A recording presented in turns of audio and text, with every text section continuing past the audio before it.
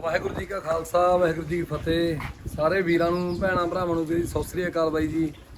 ਬਾਈ ਜੀ ਜਿਹੜੀ ਅੱਜ ਆਪਾਂ ਵੀਡੀਓ ਬਣਾਉਣ ਲੱਗੇ ਆ ਥੋੜੀ ਹਿੰਦੀ 'ਚ ਬਣਾਵਾਂਗੇ। ਮੈਨੂੰ ਬਹੁਤ ਮੁੰਡਿਆਂ ਨੇ ਮੈਸੇਜ ਕਰੇ ਲਈ ਬਾਈ ਸਾਨੂੰ ਸਮਝ ਨਹੀਂ ਆਉਂਦੀ। कोई गल नहीं, अगे फिर आप और वीडियो पंजाबी कर लाँगे। तो आज जो वीडियो मैं बनाने जा रहा हूँ वो बनाने जा रहा हूँ रिपीट ब्रीडिंग वेयर। बहुत लोगों ने मैसेज किया भी इसके ऊपर वीडियो बनाओ।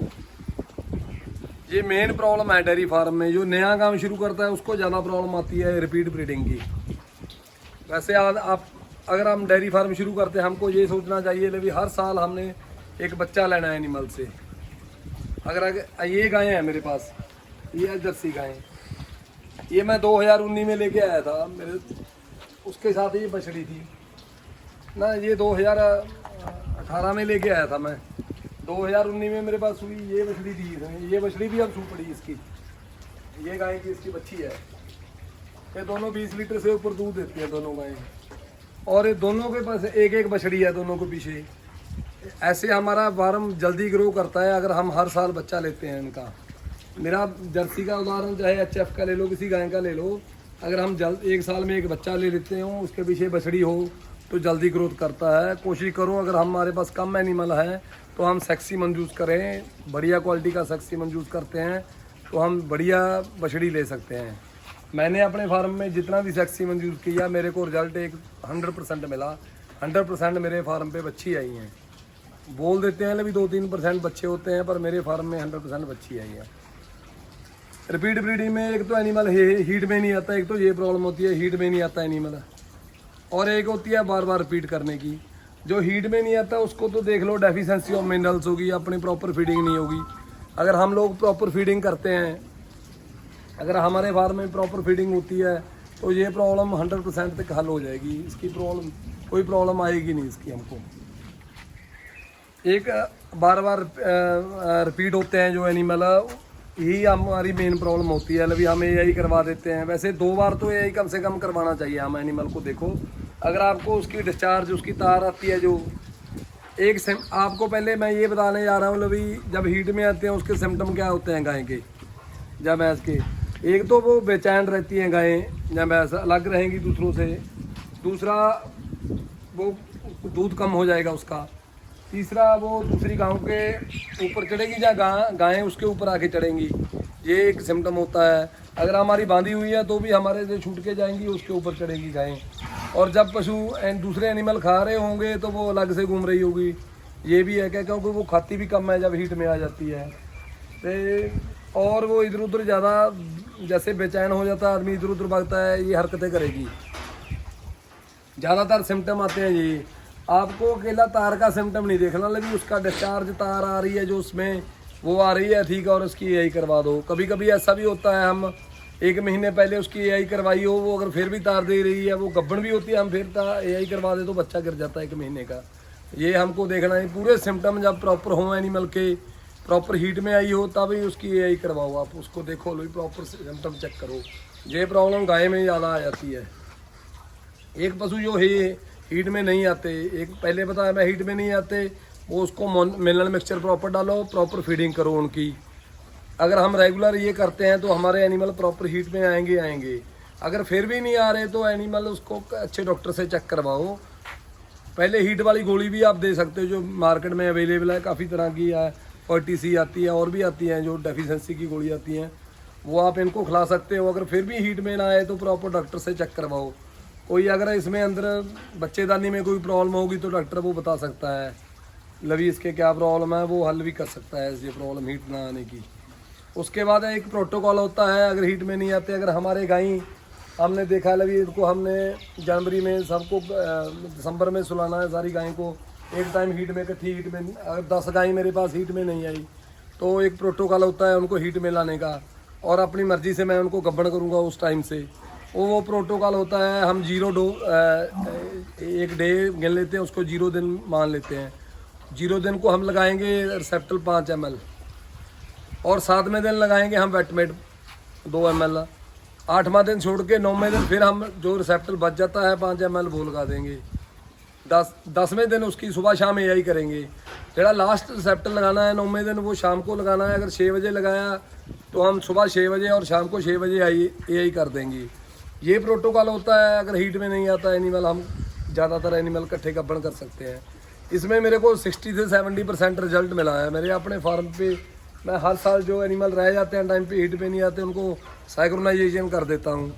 उसके हिसाब से अगर 10 एनिमल इकट्ठे किए तो 6 से 7 एनिमल तो गब्बन रह ही जाते हैं ज़्यादातर। ये होता है प्रोटोकॉल।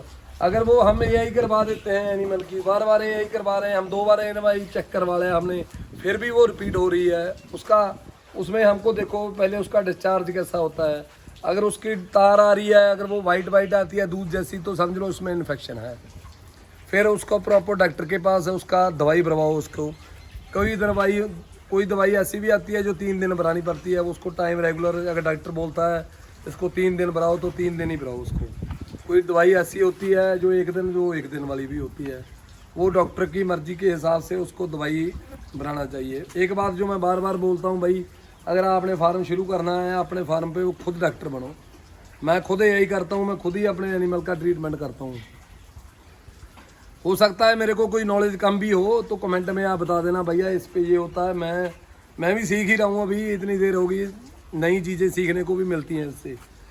तो इस हिसाब से अगर आप एनिमल को बार बार फीड करने वाले को अगर डिस्चार्ज अच्छा नहीं आ रहा तो उसको दवाई भराओ उसके अंदर, और जब डिस्चार्ज ओके हो जाएगा फिर उसकी यही करवाओ। तो एक बात और है जो मैं बताना भूल गया था, अगर इन्फेक्शन आ रही है अपने एनिमल के, कहीं भी नीचे से पस आ रही है, जहाँ वाइट आ रहा है तार में, तो आपको अच्छे डॉक्टर की राय से कोई दवाई भरवाओ। जैसे लिक्सन भी आती है दवाई, लीनोवा भी आती है, कई मार्केट में दवाई आती है, वो कम से कम 3 दिन आप उसमें डलवाओ एनिमल में। अगर इन्फेक्शन फिर ख़त्म होती है ज़्यादा। एक दवाई ऐसी भी है जो एक बार डलवानी पड़ती है, मैट्रीसेफ, वो वहाँ पे काम करती है जहाँ बहुत कम इन्फेक्शन होती है, वहाँ कंसीव नहीं कर रहा एनिमल अपना, बार बार रिपीट कर रहा है, वहाँ पे आप मैट्रीसेफ दवाई भरवा सकते हो। और वो दवाई थोड़ी महंगी ज़रूर है, वो एक बार ही भरनी पड़ती है, वो वहाँ पे काम ज़्यादा करेगी जहाँ पे वाइट कम आ रहा है। अगर ज़्यादा आपके पास वगैरह आ रही है तो आप कोई और मेडिसिन वगैरह भरो, और डॉक्टर की चेक करवा के डॉक्टर से। ये ज़रूरी बात है, आपको मेडिसिन ज़रूर भरनी चाहिए। ये छोटी छोटी बातें, अगर तार साफ है तो मिनरल की डेफिशिएंसी नहीं होनी चाहिए। हम पता क्या करते हैं, हम एनिमल को जब दूध देता है तब उतनी फीडिंग नहीं करते प्रॉपर, वो कमज़ोर पड़ जाता है, उसका बॉडी लेवल भी, बॉडी स्कोर उसका डाउन हो जाता है। उसकी वजह से भी कई एनिमल कंसीव नहीं करते। उसकी बॉडी भी प्रॉपर मेंटेन रखो, सारी ये चीज़ों का ध्यान रखना है, अपने प्रॉपर फीडिंग करनी है, तार वगैरह चेक करनी है, और मिनरल विटामिन वगैरह की डेफिशिएंसी नहीं होनी चाहिए। बस ये चीज़ों से ध्यान से अपना एनिमल कंसीव कर जाएगा, अगर ये चीज़ें हम अपने फार्म पे अब सुधार कर लेते हैं। हमको रिपीटिंग से बचने के लिए एनिमल को बचाने के लिए, एक तो डिस्चार्ज चेक कर लिया, वो तो मैंने बता दिया आपको, दवाई भर दो। दूसरा, अगर बार बार फिर भी आप उसकी डेफिशिएंसी, प्रॉपर फीडिंग, सबसे बड़ा कारण फीड का है। अभी आप कैसी अच्छी इसको जितना अच्छा खिलाओ, जितनी अच्छी इनकी फीडिंग करोगे, इसका बॉडी स्कोर अच्छा होगा तो जल्दी अच्छी हीट में आके और जल्दी ये गब्बर रह जाएंगी। मिनरल मिक्सचर जो मैं बार बार बोल रहा हूँ, मिनरल की डेफिशिएंसी हो जाती है। मिनरल मिक्सचर आपको अच्छी क्वालिटी का डालना चाहिए, एनिमल के दूध के हिसाब से डालना चाहिए। अगर आप मैं अपने फार्म पे जब से अच्छी तरह मिनरल मिक्सचर डालने लगा हूँ, 99% मेरे एनिमल गब्बन रह जाते हैं यहाँ पे। लास्ट ईयर मेरे पास एक गाय थी जो रिपीट करी थी, वो भी उसके इन्फेक्शन थी, नहीं टोटली गाय मेरी गब्बन थी मेरे फार्म पे। और मिनरल मिक्सचर जो मैं डालता हूँ वो अगर 20 किलो तक दूध देती है तो 100 ग्राम पर एनिमल डालता हूँ। टॉप ड्रेसिंग ऊपर डालता हूँ, दाने के ऊपर बीच में मिक्स कर देता हूँ। अगर वो 30-35 लीटर दूध देती है तो उसको 150 ग्राम, अगर 40 से ऊपर दे देती है तो वो उसको 200 ग्राम मिक्सचर डालता हूँ। हम लोग कहते हैं ना ज़्यादा दूध वाली गब्बन नहीं रहती, इस टाइम भी जितना दूध मेरे पास है, हाई यील्डर गाय हैं, सारी गब्बन है मोस्टली। कोई गाय भी ऐसी नहीं जो ना गब्बन हो, क्यों? उसकी प्रॉपर फीडिंग होती है, प्रॉपर उसकी मैनेजमेंट होती है, टाइम पे उसको खाना, टाइम पे उसको पानी, टाइम पे उसकी मिनरल मिक्सचर वगैरह, ये चीज़ें का हम प्रॉपर ध्यान रखेंगे तो ऐसा हो ही नहीं सकता लभी हमारे एनिमल बार बार रिपीट करें। एक एनिमल हमारे थोड़े बांधे नहीं होते, खुले होते हैं एनिमल फार्म में, इसका भी बड़ा बेनिफिट मिलता है। इसमें हमको हीट से, अगर आपके एनिमल खुले हैं, आपको पता लग जाता है लभी आपका एनिमल हीट में आ गया, सिम्टम ज़्यादा शो करते हैं, एक दूसरे के ऊपर चढ़ने लग जाते हैं, बहुत जल्दी हमको पता लगता है। बांधे हुए एनिमल कभी कभी हीट दिखाते ही नहीं, हमको पता नहीं लगता, हमारा लॉस हो जाता है। अगर हम रिपीट ब्रीडिंग की वजह से 1 महीना हम लेट कर देते हैं तो समझ लो 1 महीने का दूध हमारा कम हो गया। जितना टाइम इसने दूध देना है उतने टाइम में हमको चाहिए लभी जल्दी जल्दी गब्बन करो और जल्दी जल्दी इसको अगले सूए के लिए तैयार हो लभी। इस हिसाब से हमको चाहिए 1 साल में 1 बच्चा लेना, वो बहुत ज़रूरी है।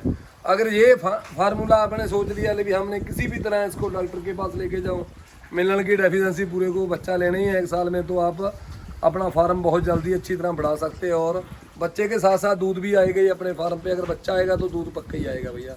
ये छोटा सा कारण है, जब मेरे पास 10 एनिमल थे तब भी मेरे पास बहुत रिपीटिंग की प्रॉब्लम आती थी, पर मेरी कोशिश होती थी उनको जल्दी जल्दी गब्बन करूँ, कैसे भी करूँ। आज तक इतना फार्म हो गया, कोई गाय ऐसे नहीं किसी को मैंने दी हो या छोड़ी हो गाय रिपीट ना गब्बर रही हो, ये प्रॉब्लम नहीं आती है फार्म पे। अगर हम हमारे पास कोई एनिमल नहीं भी रहता, रिपीट कर गया बार बार, वो दूध देना भी बंद कर गया, तभी भी हम अपने फार्म पे रख लेते हैं उसको। ऐसा नहीं करना चाहिए।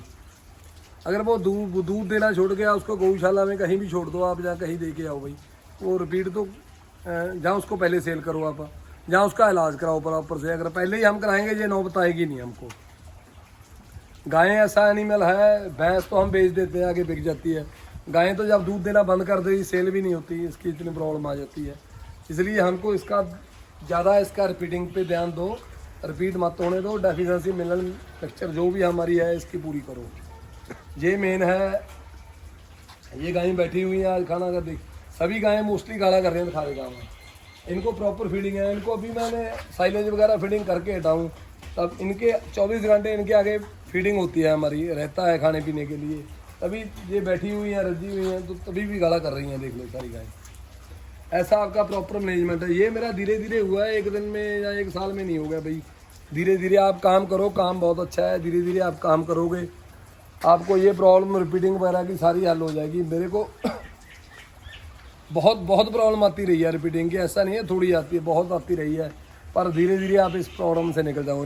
मेरा इस प्रॉब्लम से निकलने का मेन रीज़न यही था, प्रॉपर फीडिंग थी मेरी और प्रॉपर मिनरल मिक्सचर वगैरह प्रॉपर डल रहा था जो इनको जरूरत थी। आज के लिए इतना ही काफ़ी है, वीडियो भी बहुत लंबी होने जा रही है। एक जो एनिमल गब्बन हो जाते हैं ना, वो मोटा मोटा जाला, जैसे ये एनिमल है हमारा, ये जाला दे रहा है, दिखाई बड़ा नीचे करके दिखा दे। ये गब्बन एनिमल का जाला होता है, इसको तार मत समझो आप। जो तार होगी वो शीशे की तरह चमकेगी। अगर वो तार शीशे की तरह चमक रही है तो समझ लो बिल्कुल सही है, वो हीट में प्रॉपर है और वो रेडी है गब्बन होने के लिए। जो जाला वगैरह होता है वो गब्बन पशु दे देता है, उसकी फिक्र नहीं करना आपने। हमारा पशु अभी भी दाने दे रहा है, ये कर रहा है, वो गब्बन पशु मोस्टली दाने देने लगता है, कोई उसमें घबराने की बात नहीं है।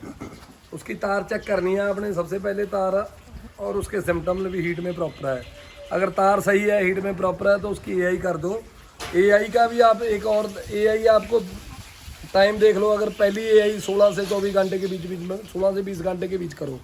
जब हीट में एनिमल आ जाएगा 16 से 20 घंटे के बीच में पहली एआई कर देता हूँ।